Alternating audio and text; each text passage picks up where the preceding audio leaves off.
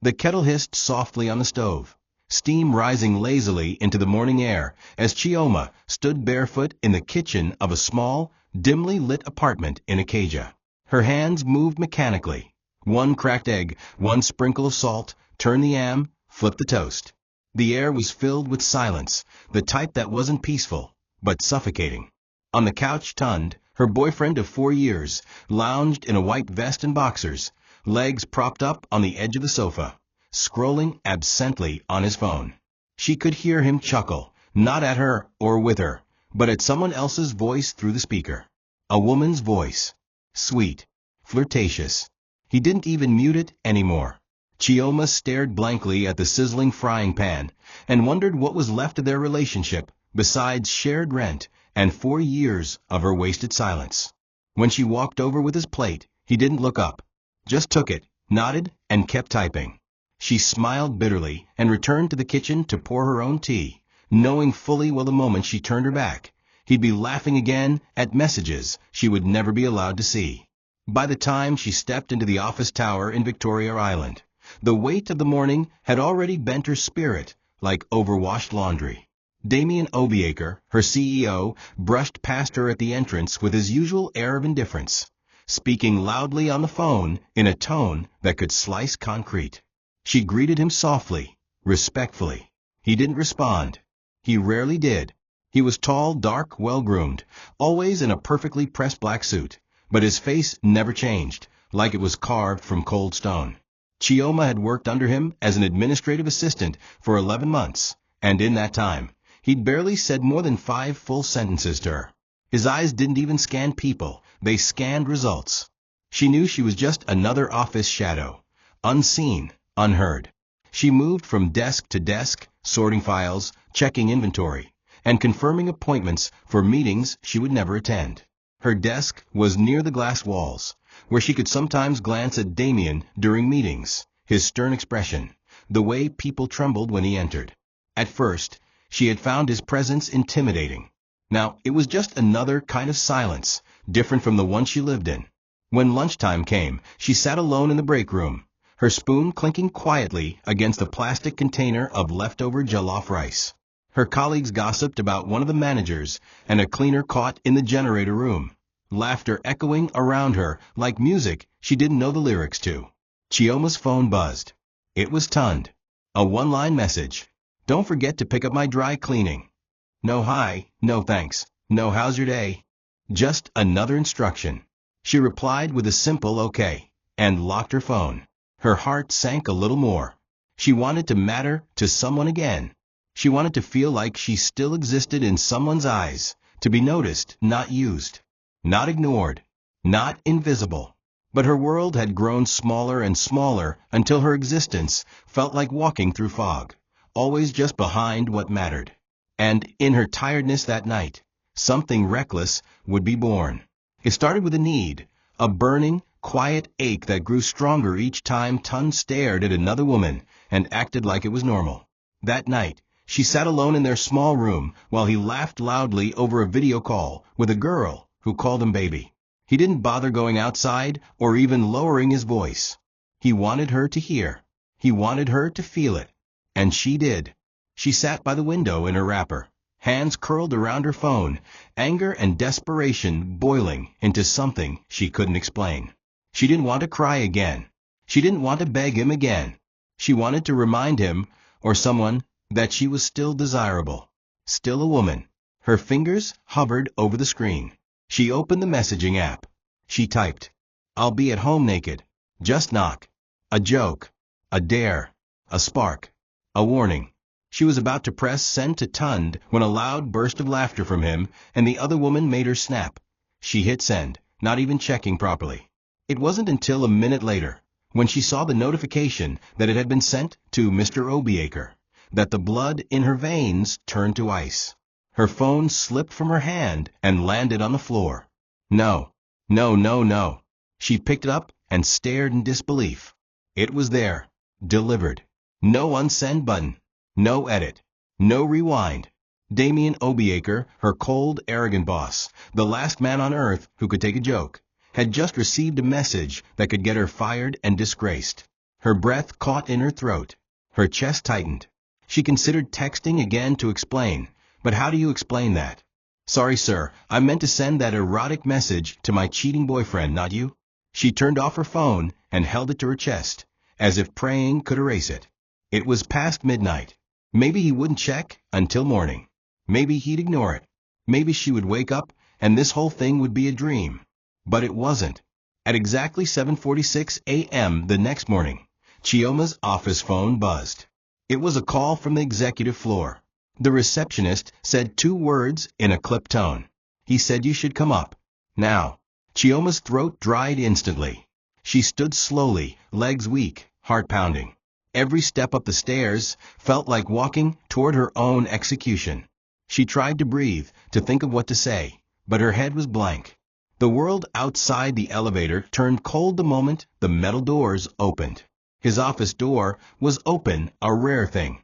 She stepped in and saw him behind his massive desk, suit jacket off, shirt sleeves rolled up, his laptop open beside a black phone screen turned face up. Her message was right there on the screen. She didn't even get to speak before he did. You think I'm one of those men you can play your games with? Damien said, his voice low, controlled, but slicing. Chioma froze in the doorway, her lips trembling as she tried to form words that wouldn't come.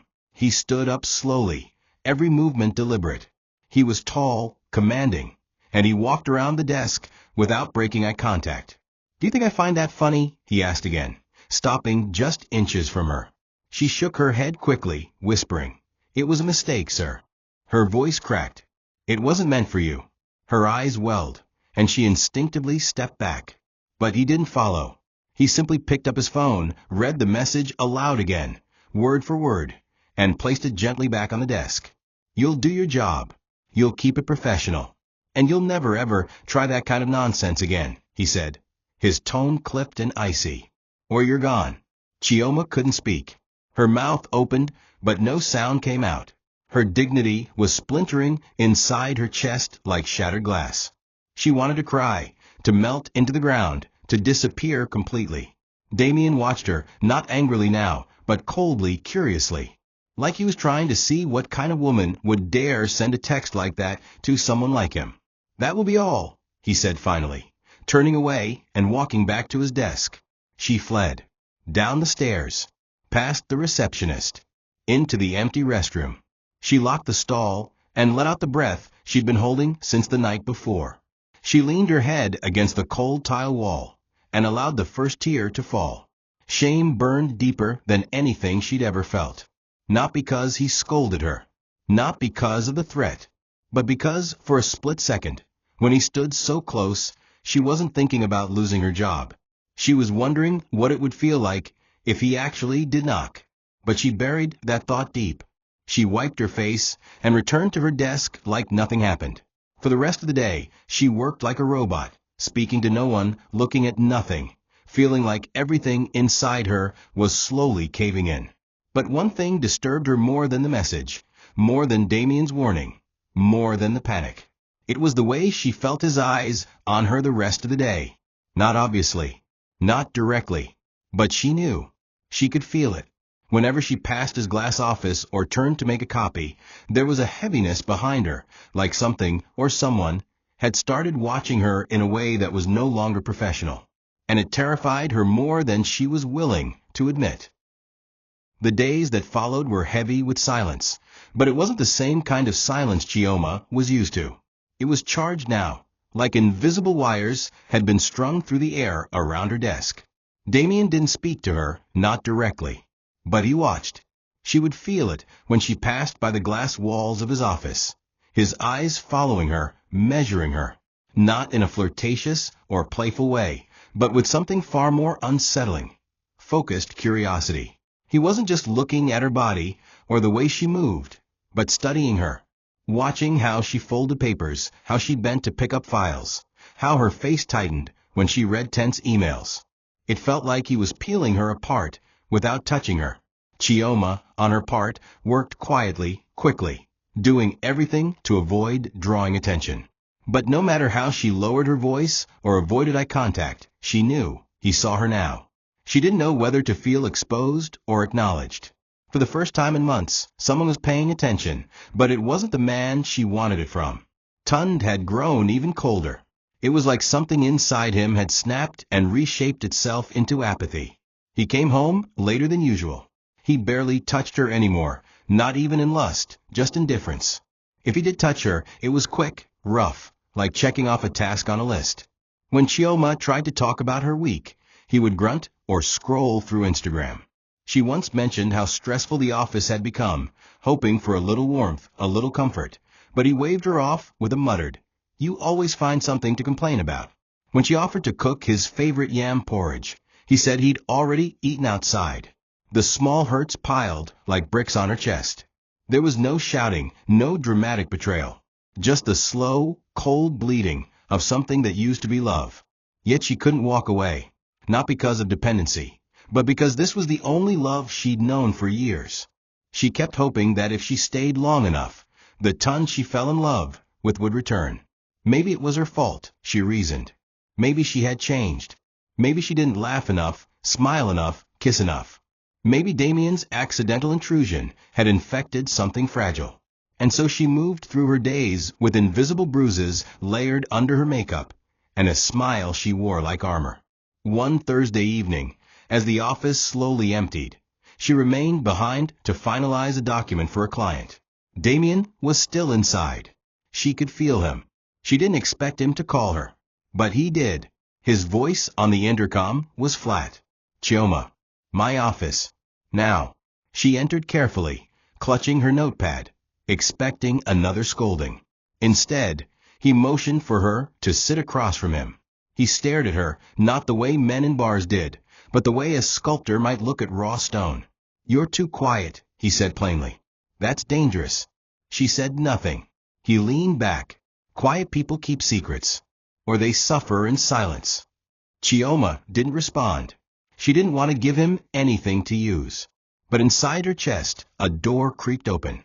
She realized something chilling. This man saw her more clearly than the one she had given 4 years of her life to. And he hadn't even asked. The next week unfolded like a slow unraveling, not dramatic, not chaotic, but unsettling in its stillness. Damien began calling Chioma more frequently, under the guise of administrative tasks. Sometimes it was to review documents that could have easily been emailed. Other times, it was to clarify simple instructions that could have been sent through her supervisor. But every time she stepped into his office, he did the same thing. He stared. Not with lust. Not with desire, with intent. Like he was trying to understand why a woman like her, beautiful in a quiet, unpolished way, carried so much sadness in her eyes. He never smiled. He never flirted. But he always looked. And Chioma, though unnerved, didn't look away anymore. She had grown tired of hiding, of shrinking, of pretending her silence was strength instead of pain. So when he asked her to accompany him to a weekend business presentation at his estate for a few high-end investors, she nodded before thinking. It was just work, right? Saturday morning arrived with the weight of confusion. She dressed modestly, a dark brown blouse, black ankle-length skirt, and simple sandals. Her natural hair was tied into a low puff, neat and unremarkable. She didn't want to draw attention, but Damien noticed. Of course he did. When she arrived, a security man let her in through a private gate. Damien's home wasn't extravagant. It was quiet, with marble floors, dark walls, minimal furniture. The kind of place built by someone who didn't want people to stay long. She helped him set up files and arrange a sleek projector in the living room. As he walked past her with a tray of bottled water, his hand brushed hers. She jolted slightly. He looked at her, amused, and said nothing. Hours passed. Investors came, spoke, nodded, and left. When the last car drove off, Chioma gathered the files and turned to leave, but his voice stopped her. "Sit. You worked hard today." She hesitated, then obeyed. He sat across from her, his sleeves rolled up, tie loosened. For the first time, he didn't look like the boss. He looked like a man trying to remember who he used to be before the world made him cold. "How long have you been with him?" he asked. The question caught her off guard. She didn't answer. He didn't push. "I see bruises," he said plainly. "Old ones." hidden ones. The kind no makeup can erase. Chioma looked down at her hands. Her nails were chewed, fingers tense. You don't know anything, she whispered. Maybe. But I'm learning, Damien said. A pause. Then he stood, walked to the window, and added, you can leave if you want. But I'd rather you stayed. You're not invisible here. She didn't reply. She stood up and left. She couldn't handle kindness from someone she didn't understand. Not now. Not while the man she still loved didn't even care enough to ask where she spent her Saturday. When Chioma returned home that evening, the apartment was unusually quiet. Tund was sitting on the couch, dressed in a clean polo shirt and jeans, a half-used bottle of red wine on the table. For a second, she thought something was wrong, or that someone had died. But he stood and smiled at her, the same charming smile he used to give her back when things made sense. Babe, he said, arms open. I missed you. Chioma froze. He hadn't said those words in months. Not when she stayed late at work. Not when she cried herself to sleep. Not when he walked past her like she was a curtain.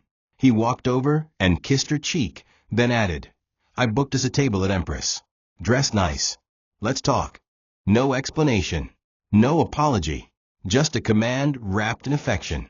She nodded slowly, confused, her body moving before her mind could process. It wasn't love. It was something else, like a hand reaching out from a grave, asking her to climb back in. They drove in silence to the restaurant, a dimly lit space with candlelight and soft music, the kind of place they hadn't visited since their second year together. Tund pulled out her chair, ordered her favorite drink before she could, and made jokes about the waiter's accent. He was performing. But Chioma wasn't sure if it was for her or for himself. When the drinks arrived, he leaned in and said, You've been acting different lately. Don't think I haven't noticed. She sipped slowly. I've just been tired, she said. Work's been demanding. Tund nodded, then stared hard at her. It's that boss, right? The one you're always working late for. Chioma's throat tightened. She forced a small laugh. It's just work, Tund. He smirked, leaned back, and said, Don't forget who you belong to. That man might have money, but he doesn't have your body. I do. The words were quiet, possessive, icy. She left the restaurant feeling smaller than when she entered. Not because he shouted, not because he hit her, but because he reminded her she was still his. Not by love, but by memory, by time, by emotional chains that had grown thick around her chest. And the worst part? She didn't fight back. She didn't say a word when he dropped her off, kissed her on the forehead, and said, You're still my girl. Don't let anyone forget that. She nodded and went inside. Her phone buzzed. A message from an unknown number. Just one line. Did you get home safe? She stared at the screen. It was Damien. She deleted it without replying. The mood between them shifted again that night, not because anything truly changed, but because Tund had put on his mask once more. That soft, brief charm from dinner was gone. Back home, he didn't reach for her like a man who missed his woman. He reached like someone taking back what he believed belonged to him. As Chioma undressed slowly, he watched her from the bed, silent. She wasn't scared. Not exactly. She was just detached. Like her body was no longer hers. He didn't speak sweetly. He didn't ask how she felt. He didn't even wait for her to want it. It was quiet and hard, like a ritual. When it was over, she lay on the edge of the bed, her legs curled, and her fingers trembling slightly from the cold. She wasn't crying. That would have made it real. She was simply enduring, like she always had. When he rolled over and reached for his phone, she thought it was over. But then he whispered something low into the air. I don't want that man looking at what's mine. The words weren't angry. They were flat. Like facts. Like a prison sentence. Chioma's heart paused. He wasn't talking about her feelings. He was talking about ownership. Her body. Her silence. Her entire existence. And somehow, she felt like she had just been sold without price. She sat up slightly, trying not to tremble. It's just work, Tund, she said softly, not to defend herself, but because she felt the need to keep things from spilling over. He's my boss. That's all. He chuckled dryly, still scrolling on his phone, not even glancing at her. Yeah, well, don't let him think he can touch you. The warning hung in the air like smoke, not fully formed, but thick enough to choke her. Chioma laid back down, staring at the ceiling, replaying everything. Damien stares. Tun's words. Her own silence. She felt like a woman trapped between two men who didn't want her. They just didn't want anyone else to have her. And somewhere deep inside her chest, a new kind of ache was beginning to form. It wasn't sadness. It wasn't anger. It was loss. The kind that doesn't scream, it whispers. It was the realization that the man she once gave her heart to was now using that love as a weapon. That the only moments he was tender were the moments he felt her slipping. She had become something for him to manage, not cherish. And worse, she had allowed it. She had walked so far into his silence, his coldness, that she had forgotten how to raise her voice. Now Damien, the arrogant, emotionally unavailable CEO, was the one who saw her.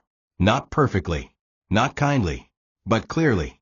And that clarity scared her more than Tun's threats. Because if someone saw her, it meant she had no more places to hide. Monday arrived with the weight of dread. The elevator ride to the top floor felt like a slow drag toward confrontation. Chioma hadn't slept properly in 2 days. The shadows under her eyes deepened, and her steps lost their grace. She focused on her tasks like a machine, printed documents, sorted files, coordinated meeting times, all while hoping she could pass through the day unnoticed. But as always, he saw her. Damien didn't call her into his office immediately. He waited. He let her marinate in her quiet. And when the building was calm post-lunch, with most of the staff tucked behind computer screens or stretching in a break room, his office intercom lit up her desk with a short command. Now. Chioma gathered her notepad, her pen, and her caution and walked into the lion's den. He was at the window, back turned, hands in his pockets. The first minute passed in silence. Then his voice floated across the room. Why do you never speak unless spoken to? Chioma blinked, stunned. It wasn't a work question. It wasn't even professional. She stayed still. He turned around slowly, his eyes sharp, unreadable. You've been here 11 months. I can count the number of full sentences you've said to anyone. You do your job.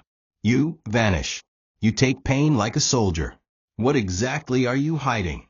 Her lips parted, but nothing came out. Sir, she began. Don't sir me, he snapped, not cruelly, but with irritation. I don't like people who pretend. And you?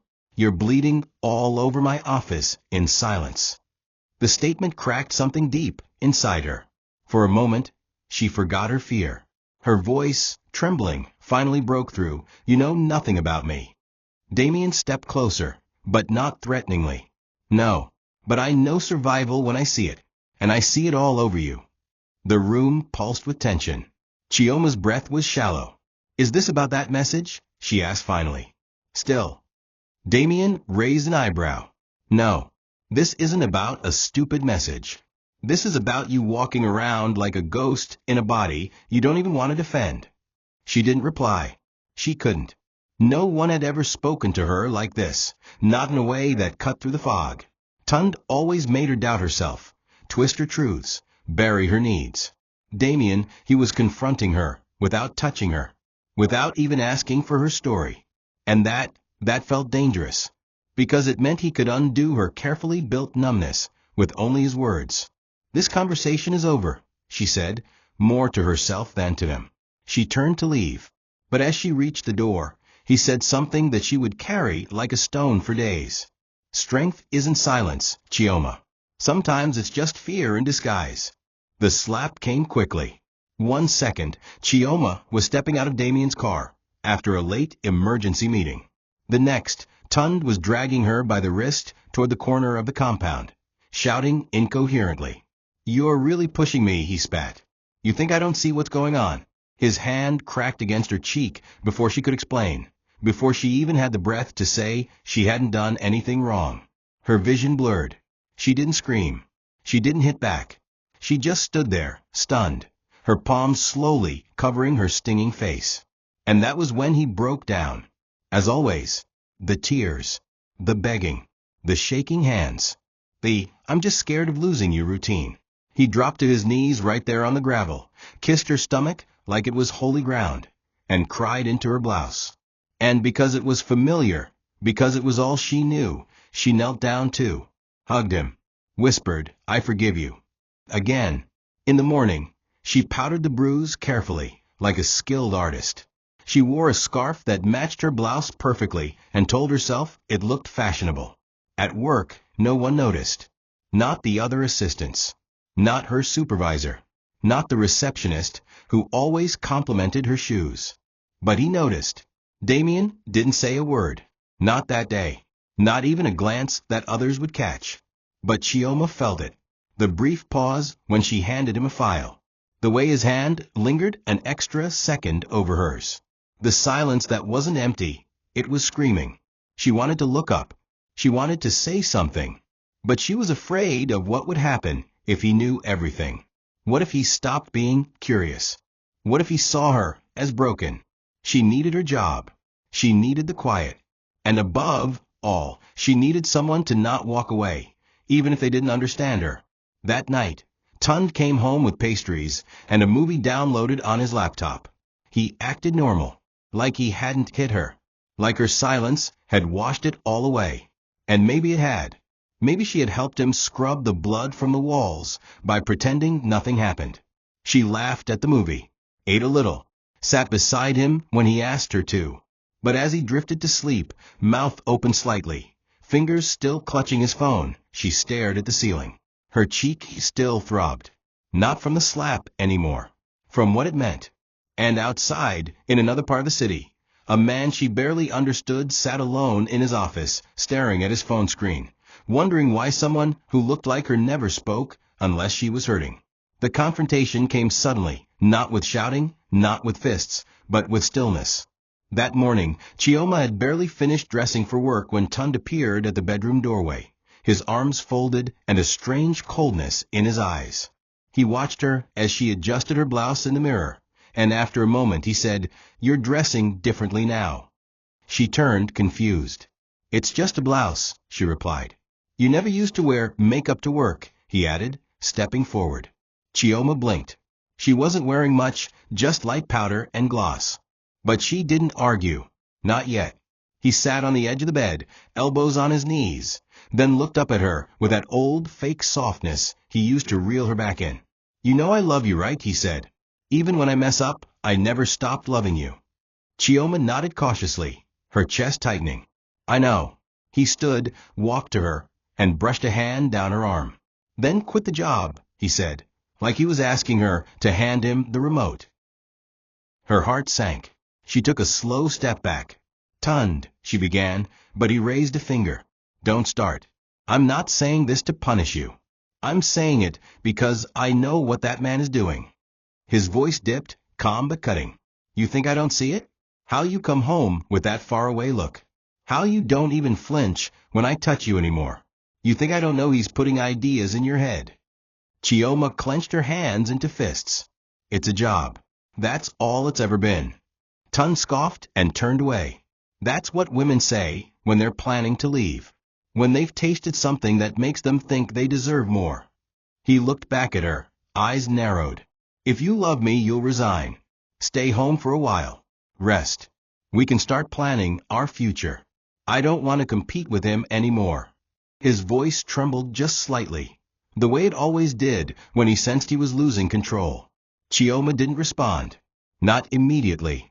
She simply picked up her bag and walked out. But later that day, standing in front of the HR officer at work, her fingers shook as she handed over a printed letter of resignation. It wasn't her choice. It was survival. She had written the letter with tears in her eyes and shame crawling up her spine. Not because of what Damien had said, but because of how much of herself she was still willing to give away for a man who didn't know how to love without owning. She didn't know what she expected from HR. Maybe a quiet goodbye. Maybe a nod. Instead, just as she was about to walk out, the director stopped her. "Mr. Obiaker would like to see you." Her stomach dropped. She entered Damien's office and found him seated, staring at her resignation letter on his desk. "No," he said. "Not a greeting. Not a question. Just a command. You're not quitting. Not for him.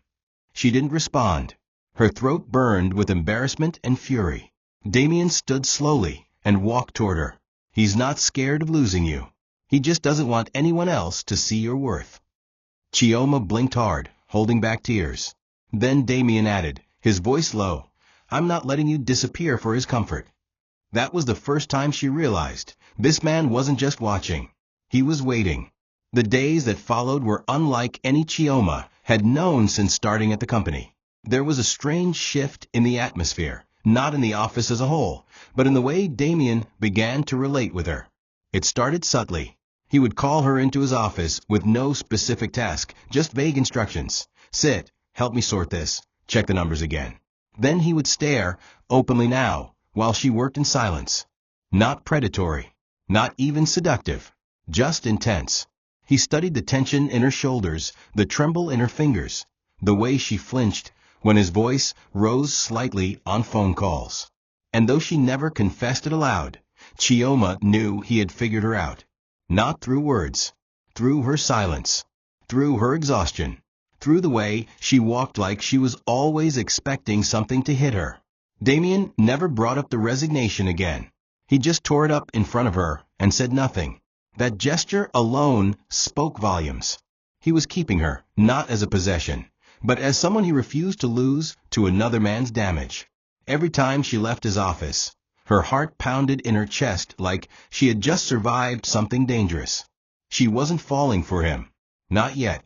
But he was disrupting something she had buried deep, the part of her that longed to be seen without being used. Her co-workers began to notice the closeness. Whispers floated around the hallway. That girl and Ogadonde too close oh. You know rich men, they go use you and dump you. But she ignored them. She had bigger wars to fight. Tund had started showing up at her workplace again. Sometimes he just sat across the street on his bike, watching. Sometimes he entered the compound, claiming he came to drop off food. Once, he stood beside the receptionist's desk and asked loudly, Is Damien in his office? I need to tell him thank you for spending time with my girlfriend. Security escorted him out. But the damage was done. Eyes were now on Chioma. Not because of her work ethic, but because two men were circling her like wolves. And she was the wounded meat between them. One evening, as Chioma prepared to leave, Damien called her again. His voice over the intercom was softer than usual. Wait behind. She entered his office to find him sitting in silence, his tie off, his shirt sleeves rolled. He looked tired. Human. Why don't you tell anyone how tired you are? He asked, not looking at her. Chioma stood frozen. You think silence is strength, he added. It's not. It's a slow burial. And you're already halfway under. She swallowed hard, her throat dry. I can't afford to speak, she said. Speaking costs women like me too much. Damien finally looked up. Then let me listen, Chioma. That single sentence, soft, almost pleading, shattered something inside her. But instead of answering, she turned away and whispered, Please don't care about me. It'll only make things worse. She walked out before he could reply. And outside, she cried in the elevator, not because of what Damien said, but because Tund never asked her once if she was tired. Tund returned the next day, this time with a storm in his chest and an audience to perform for. He walked into the company reception area like a man who owned the place, demanding to see Damien. Chioma was in the hallway when she heard her name echo off the glass walls. Chioma, tell that Oga of yours to come downstairs. The receptionist looked mortified. Security tried to calm him. Chioma ran forward, pleading, Tund, please stop. But he wasn't hearing her. His voice grew louder, crueler. So this is what it's come to? You day spread your legs for salary now. Murmurs filled the air. Staff paused at their desks. The floor went quiet. Chioma's face burned with humiliation. She reached for him. Let's talk outside. He shrugged her off and turned just as Damien stepped out of the elevator. The two men locked eyes. Damien didn't say a word, not at first. He walked toward Tund slowly, his face unreadable, his hands behind his back. Tund puffed up his chest like a fool trying to challenge a shadow. I came to tell you face to face, he growled. She's mine. Keep your dirty hands off her. Damien tilted his head and replied calmly, "Get out." Tund laughed. "Or what?" That was when Damien stepped close enough that even Tund backed up. The CEO didn't raise his voice. He didn't threaten. He simply whispered something into Tund's ear that no one else could hear. And whatever it was, Tund froze. He swallowed hard, then turned and left. No more words. No more noise. He walked out of the office like a child who had just been scolded by his father. Everyone was watching. Everyone was whispering. And Chioma stood in the middle of it, broken. After the chaos, Damien walked past her and handed her a tissue, not gently, but firmly. Like he knew she wouldn't cry if someone watched. "Go home," he said. She nodded. But before she turned, she asked quietly, "Why did you do that?" Damien paused. Then answered, "Because I hate seeing things broken. And he's breaking you." It wasn't love. It wasn't seduction. It was something deeper, a recognition. Damien had seen her bruises, heard her silences, felt her flinches. And now he was doing something Tund never dared, standing between her and her destruction. That night, Chioma sat alone in the bathroom, her feet in a basin of warm water, staring at her reflection.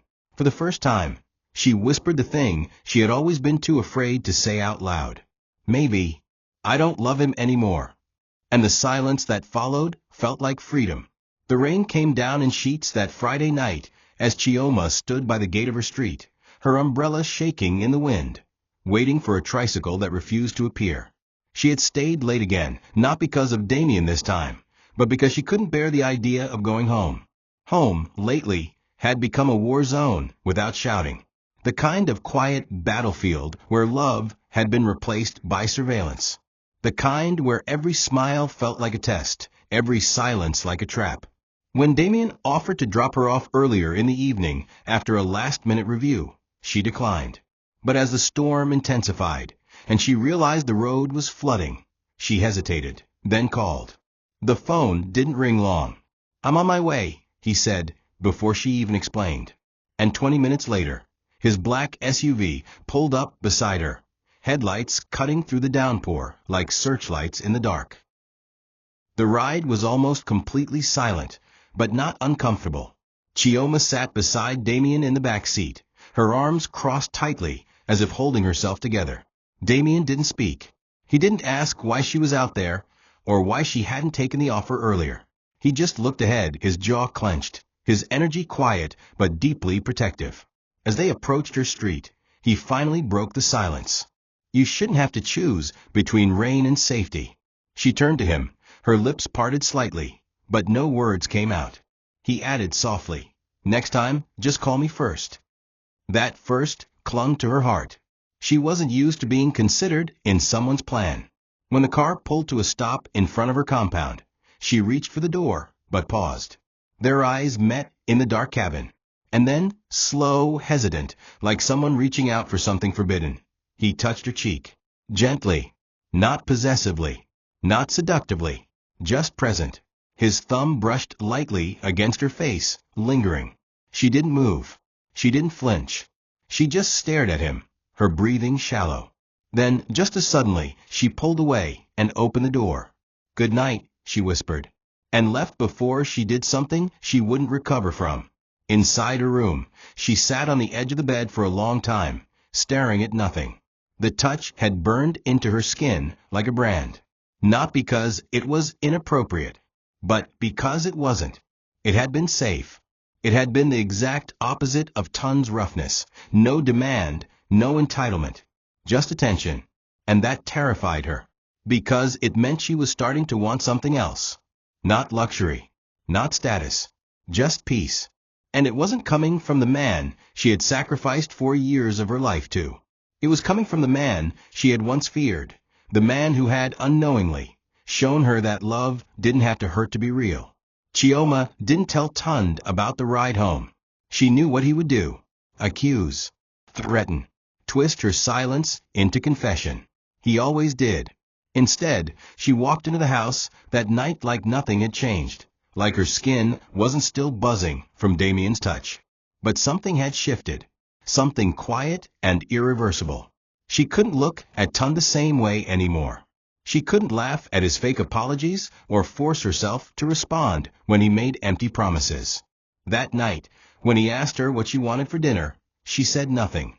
When he joked about a girl from work texting him, she didn't even blink. Her silence wasn't defensive anymore. It was tired. She was unraveling, and he could sense it. Which is why, when she stood to grab a change of clothes from the wardrobe, he snapped. "If you walk out that door again tomorrow, you're not coming back here," he said flatly. Not yelling, just issuing a decree. She turned slowly, blinking. "What?" He stood up, fists clenched at his sides. "I'm tired of pretending, Chioma. Tired of watching you act like I'm the enemy. If you love me, then you stay. Quit that job. Stay home for now. Let's fix us." She stared at him, expressionless. "Fix what?" she asked softly. "You? Or me?" That question hit him in a place he didn't want to explore. He stepped forward, voice raised now. "Don't play smart with me. I know you think that man is better, richer, maybe even safer. But he doesn't know you like I do. He doesn't love you like I do." Chioma took a deep breath, not to argue, but to keep from breaking. "You love what I was when I had no voice," she said. "You don't know how to handle me now that I'm waking up." And with that, she walked into the bathroom and locked the door behind her, trembling, but unbroken. She cried silently under the running shower, the water masking the sounds, the steam clouding the mirror. But this time, the tears didn't come from fear. They came from grief, the death of a version of herself that had once believed Tund could be saved, that if she loved him enough, tolerated enough, stayed long enough, he would return to the boy she fell for. But that boy was gone, replaced by a man who only valued her when he felt her slipping. She dried off, stared at herself in the mirror, and whispered, "I'm not coming back." She didn't mean the room. She meant her old self, the version that obeyed, the version that begged, the version that swallowed pain and called it compromise. That woman was gone, and what stood in her place was unsure, scared, but slowly remembering what it meant to choose peace over possession.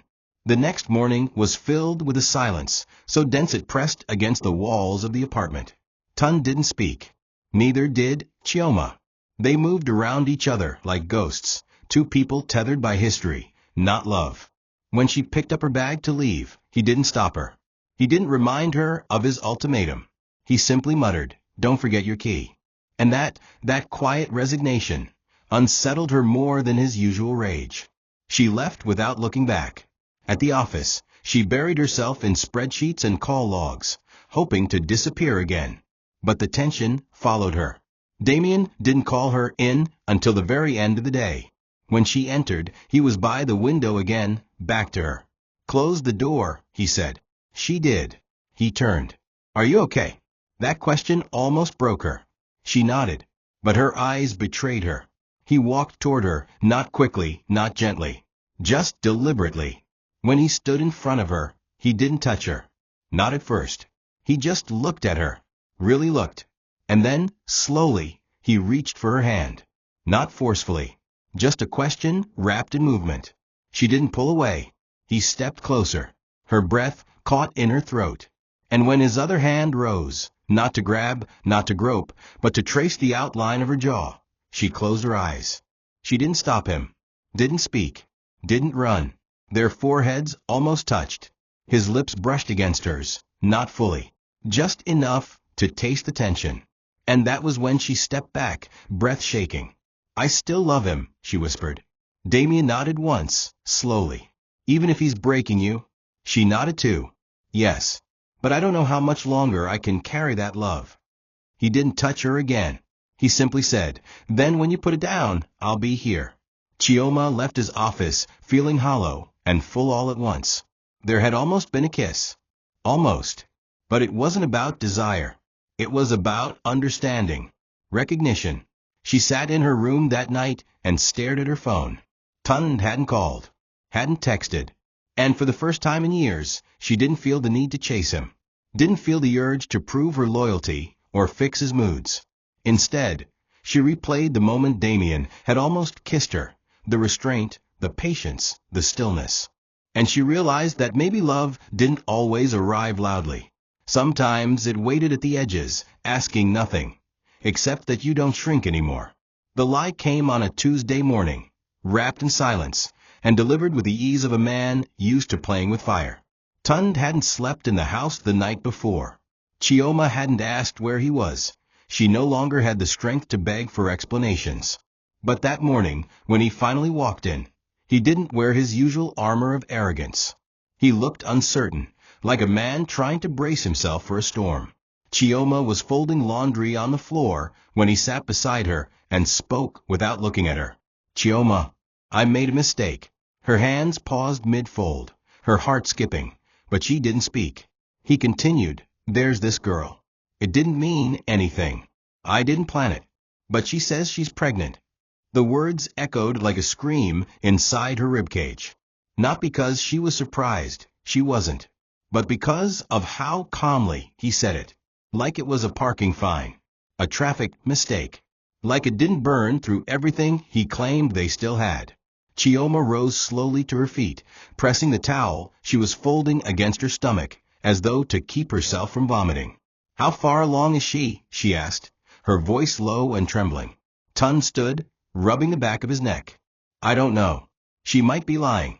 I don't even know if it's mine." That sentence made something inside her snap.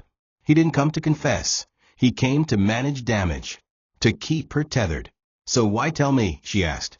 "Because I didn't want you to hear it somewhere else," he replied. "And because I want you to know she means nothing. You're the one I want. You're the one I love."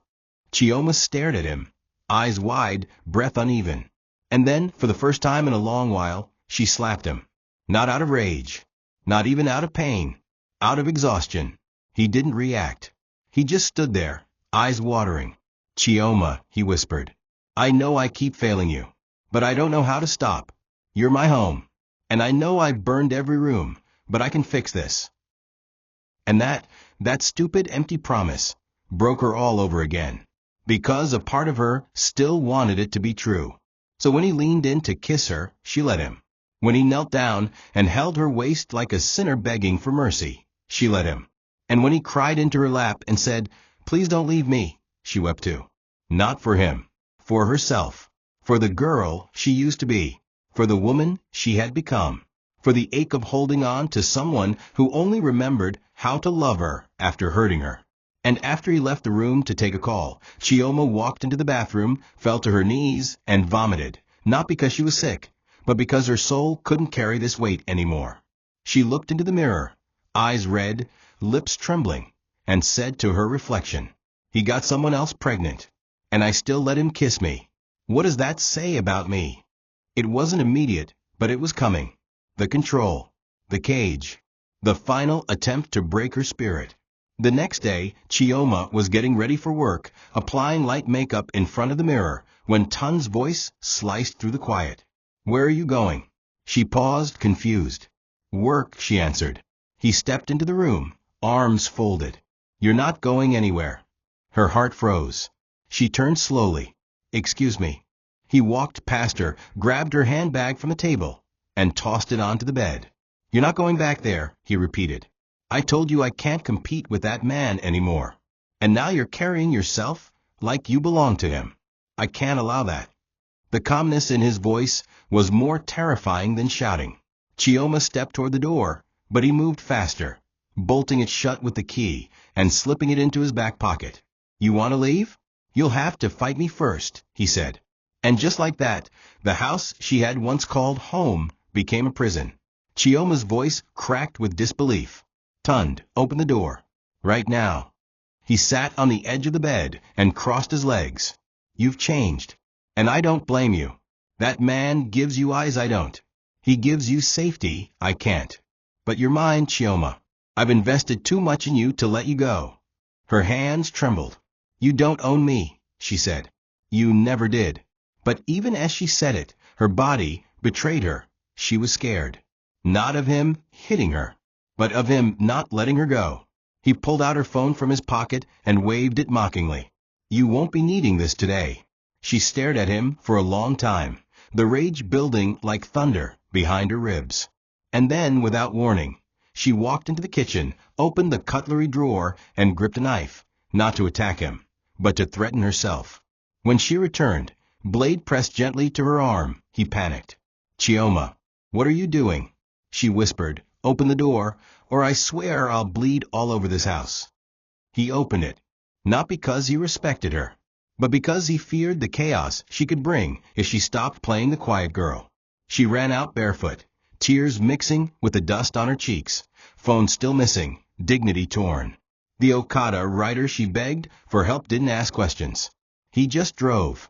She clutched her arms around herself as the wind hit her skin, feeling exposed, broken, and dangerously close to disappearing. When she arrived at the office gate, the security man ran toward her, confused. She didn't speak. She collapsed. Right there at the entrance. Her knees buckled and the world blurred. And in that split second before the darkness took her, she thought of Damien, not as a man, not as a boss, but as a place. A possibility. A version of safety she had never tasted. Then she passed out.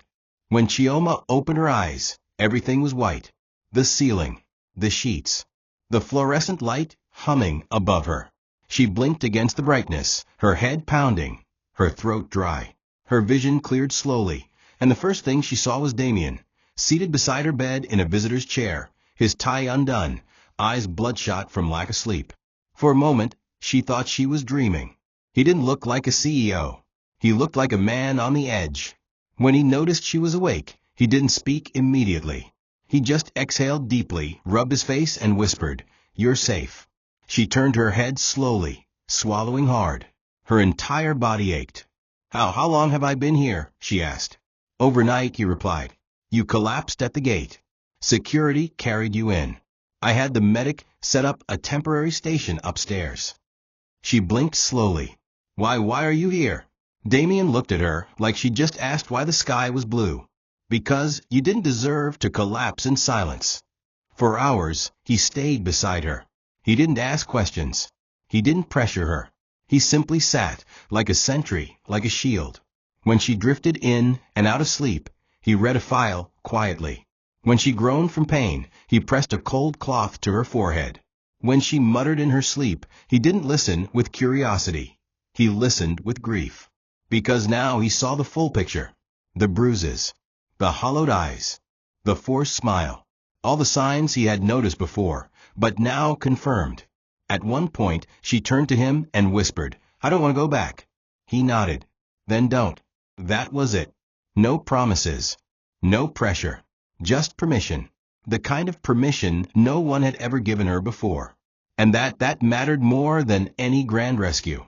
He wasn't trying to own her pain. He was trying to honor it. That night, when she was strong enough to sit up, she reached for his hand. He let her. Their fingers interlocked, not tightly, but gently, like two people acknowledging a truth too painful to name. "I don't know what this is between us," she said softly. "I'm not ready to fall into anything else. I don't even know who I am anymore." Damien didn't flinch. He just squeezed her hand and replied, "Then don't fall.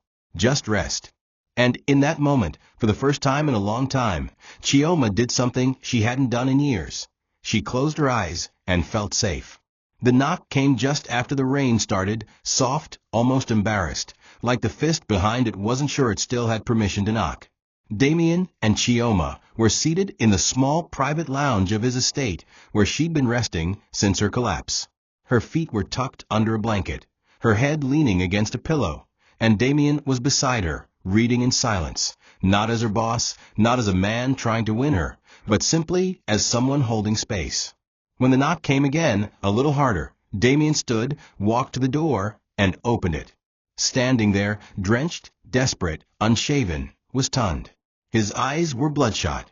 His shirt clung to his skin. He looked like a man who had lost everything but hadn't accepted it yet. "Please," he said, shaking. "Let me see her." Damien didn't move. He didn't shout. He didn't slam the door.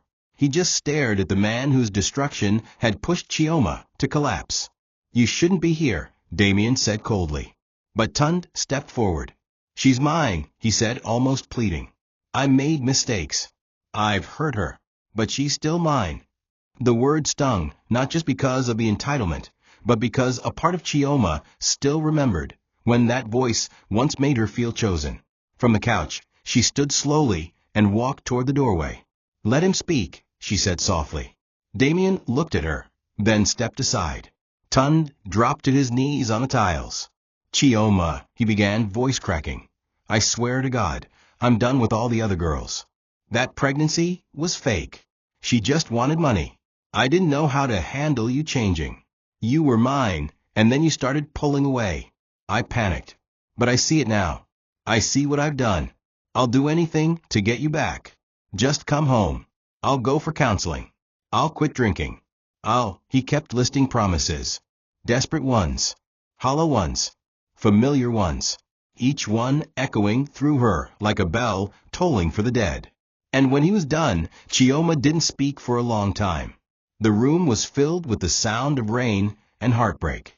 She walked toward him slowly, knelt down to his level, and looked him in the eye, not with anger, not with hatred, but with the saddest kind of love, the kind that knows it has to die.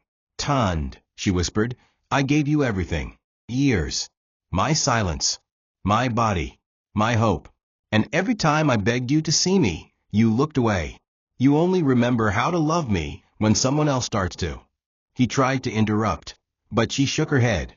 "You never thought I would leave. That was your mistake. I wasn't waiting to be rescued. I was waiting to stop bleeding."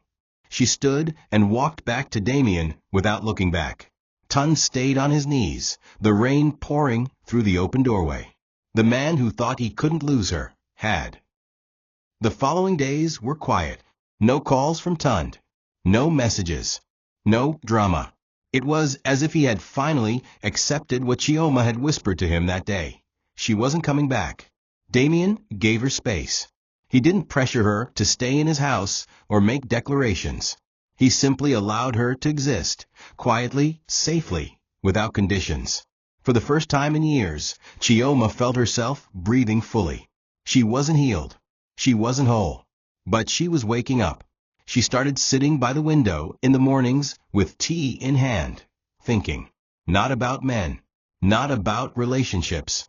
But about who she used to be before all of it. Before the silence became her language. Damien didn't interfere. He simply passed by, occasionally leaving something behind. Her favorite banana bread from the cafe near the office, a scarf when it rained, her preferred brand of tea on the counter.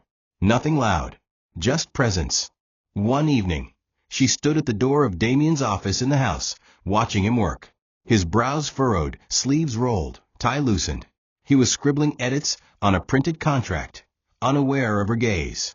And for the first time, she allowed herself to admit something. This man was not safe because he was perfect. He was safe because he never tried to own her pain. He respected it. He didn't promise her the world. He just stood beside her while hers fell apart. "Damien," she said gently. He looked up. "I don't love you." He didn't flinch. He just nodded once. "I know." She stepped closer. "But I'm done choosing pain. And you're the only man I've ever met who looks at me and doesn't see a battlefield to conquer." Damien stood up slowly. "Then stay," he said. "Not as mine. Just stay. As you." And with no kiss, no embrace, no ceremony, Chioma stepped forward and sat beside him. There was no fairy tale ending. No fireworks. No headlines. Just a woman, broken, but breathing, sitting beside a man who didn't need her to explain her scars. In the quiet of that night, she exhaled deeply, for the first time not out of relief, but release. She had finally chosen, not a man, not a status, but a version of herself that could exist without asking for permission. She leaned her head gently against Damien's shoulder. He didn't move. He didn't smile. He simply turned the page and kept reading. And Chioma closed her eyes, not to escape, but to rest. Not loved loudly, but noticed. Softly. Completely. Finally. Thank you for watching this video. What did you learn from this story? Drop it in the comments. Please make sure you like, comment, and subscribe to my YouTube channel TOCHI Stories for more.